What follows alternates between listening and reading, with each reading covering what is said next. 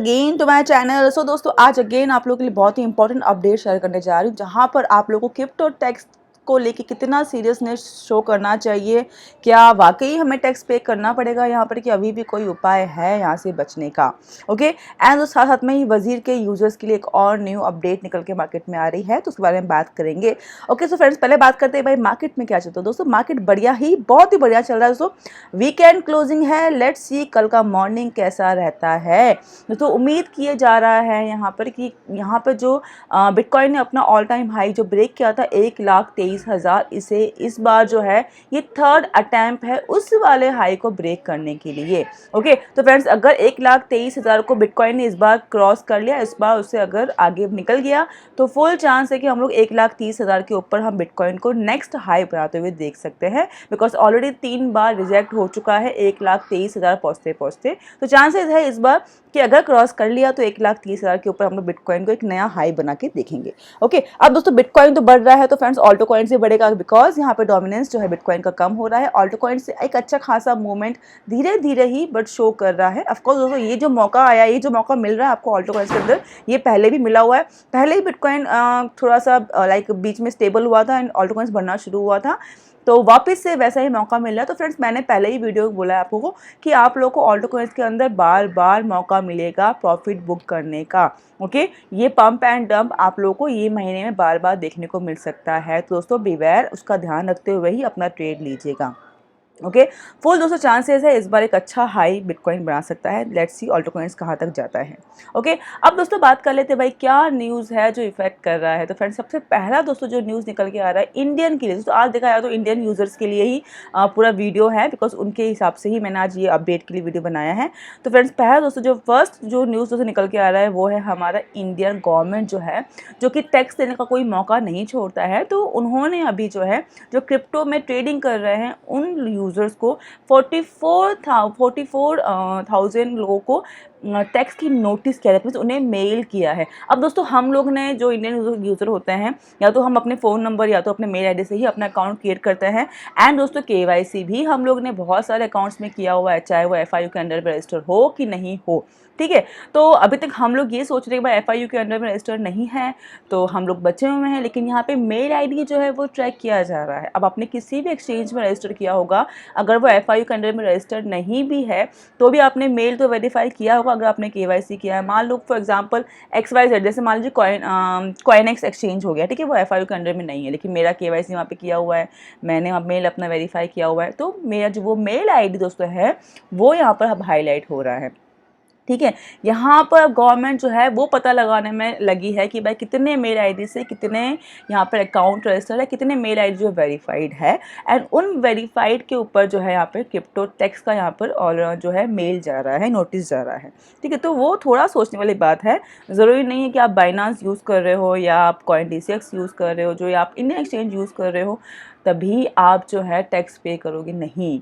यहाँ पर अब ये उन लोगों के लिए भी खतरा है जो लोग इंडियन एक्सचेंज को यूज़ नहीं कर रहे हैं, या तो वो लोगों के लिए भी खतरा है जो लोग एफआईयू के अंडर एक्सचेंज को यूज़ नहीं कर रहे हैं।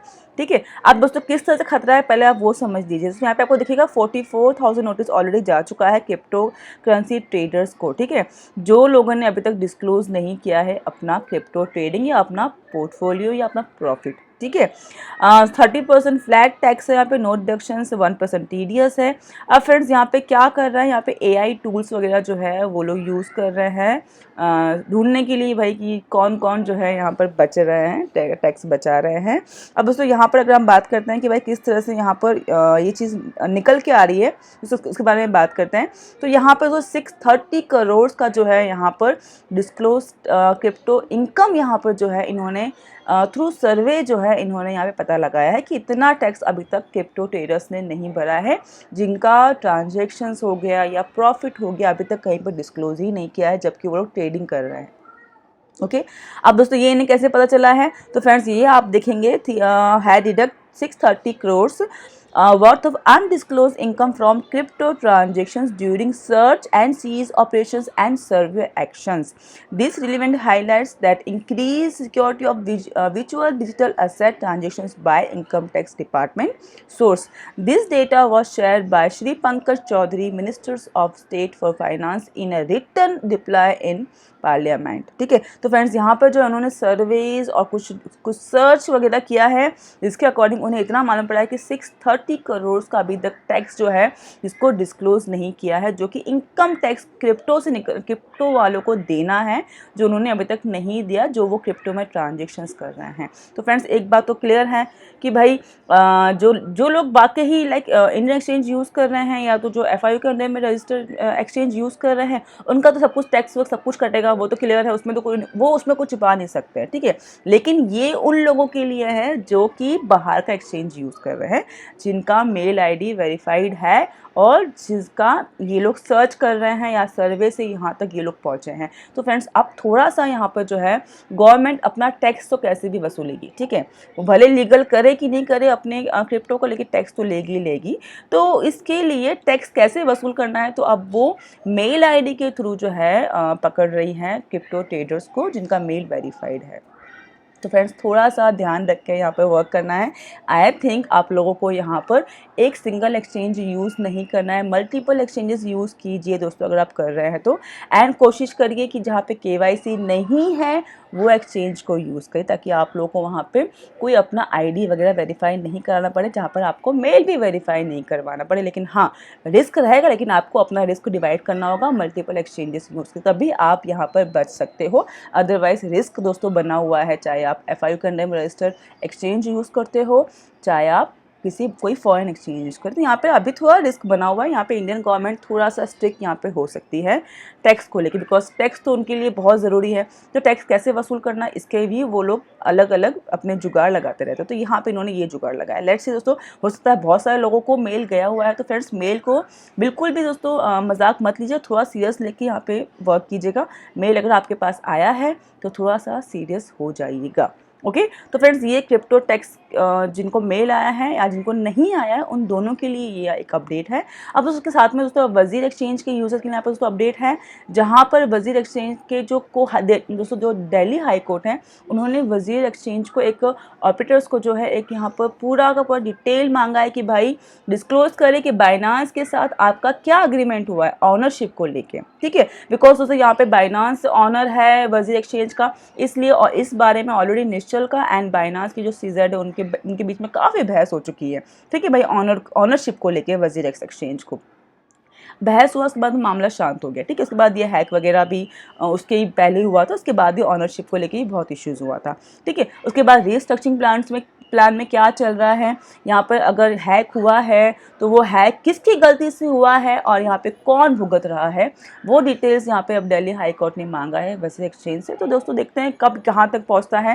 दोस्तों इंडिया में कोई केस हो रहा है तो समय लेगा ही लेगा, लेकिन हाँ अगर शुरुआत की है तो आई थिंक कहीं ना कहीं दोस्तों पहुँचेगा। एटलीस्ट जवाब तो देना ही पड़ेगा वजीर एक्सचेंज को इसका, उसको तो वो इग्नोर कर सकते ही नहीं अगर वो इंडिया में ऑपरेट कर रहे हैं, बिकॉज वजीर तो है तो अपना इंडिया का एक्सचेंज, तो उन्हें जवाब तो देना ही होगा। लेट्स सी यहाँ पर अब हमारे निश्चल जी क्या जवाब दोस्तों देते हैं। यहाँ पर फिलहाल जो है यहाँ पे वोटिंग जो है वो एंड हो चुका है 6 अगस्त को।